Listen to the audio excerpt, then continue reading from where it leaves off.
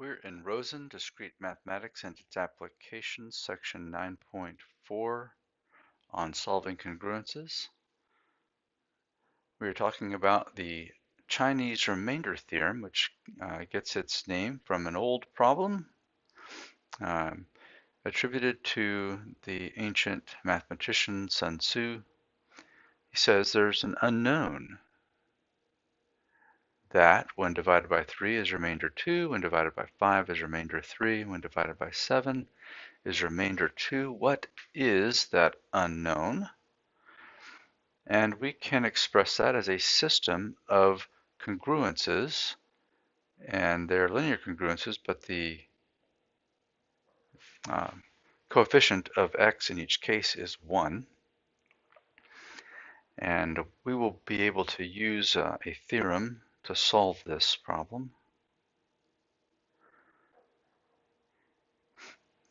Now let's talk about that theorem. It's called the Chinese remainder theorem. And the way, what we need is, if we have a series of congruences, the moduli all have to be pairwise relatively prime, and they have to be greater than 1 in order to be moduli. And then I have an arbitrary number of values, a1 through an, so that if I have a system of equations where x is congruent to a1 mod m1, a2 mod m2, and all the way through a sub n mod m sub n, simultaneously, it has a unique solution modulo little m, which is the product of those relatively prime moduli. In other words, there is only one value between 0 and m, not inclusive of m, that solves this system of congruences. And the way we're going to prove this theorem is by what we call a construction technique. We're going to construct a solution, and we'll show that it's a general construction. And we won't prove in this video the uniqueness of the solution, but it is unique. And the way we're going to do that is, once we form our little m, the product of the moduli, we're going to form a sequence called capital M sub k, which is that little m modulus dividing out the little m sub k. So in other words, capital M sub k is the product of all the moduli except little m sub k. And since I've divided little m sub k out to get big M sub k, they share no factors, and so their greatest common divisor is 1. That means I can find an inverse of capital M sub k modulo little m sub k. That is, that capital M sub k and little m sub k's product is 1 under modulus little m sub k. Capital M sub k and y sub k's product is 1 modulo little m sub k for each value of k.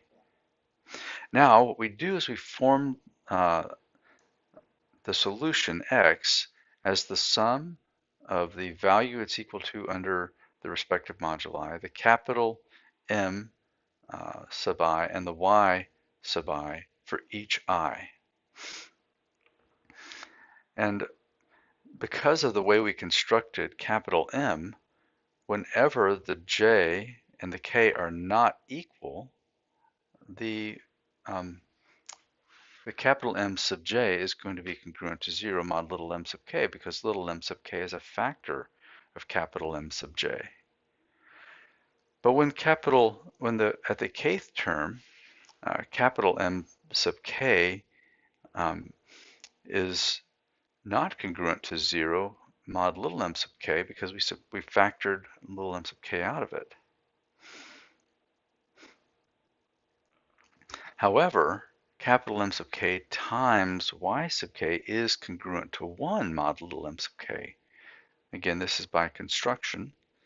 And for the kth term, a sub k times m sub k times y sub k, that term goes to 1 under the modulus of little m sub k, returning the value we were looking for x. And this will be true, this is arbitrary, so it'll be true for 1, k equal 1 through n. And therefore, x constructed this way will solve all of these congruences simultaneously. All right, that's the proof of of the existence of a solution. Let's apply it to Sun Tzu's problem. And here's Sun Tzu's problem again. And what we do is we first form the little m, the product of all the moduli. Note that they are pairwise relatively prime. And then I get my capital M sub i's by dividing little m by each of those moduli.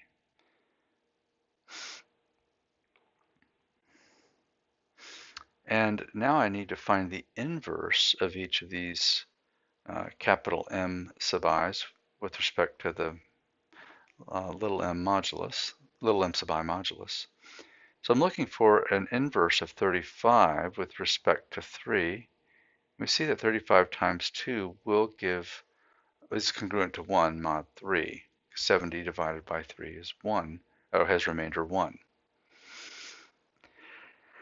21, its inverse is going to be 1 because 21 is already congruent to 1 mod 5. And 15 also is congruent to 1 mod 7, so 1 is its inverse under the modulus of 7. Now we form our solution x by the product a sub 1, m sub 1, y sub 1, a sub 2, m sub 2, y sub 2, a sub 3, m sub 3, y sub 3, and so forth for however many congruences we have. Here we have a1, a2, a3, capital M1, capital M2, capital M3, inverse of capital M1, inverse of capital M2, inverse of capital M3 under their respective moduli to give me 233. But under the modulus of 105, I could write down the unique value less than it, which is 23, which is remainder of 233 when divided by 105. All right, and so that gives us the smallest positive integer that solves the system of congruences. Let's check it. So 23 when divided by 3 does have remainder 2. 23 when divided by 5 does have remainder 3. And 23 divided by 7 does have remainder 2. So that is the Chinese remainder theorem, the construction proof of it, and an application to solve Sun Tzu's problem.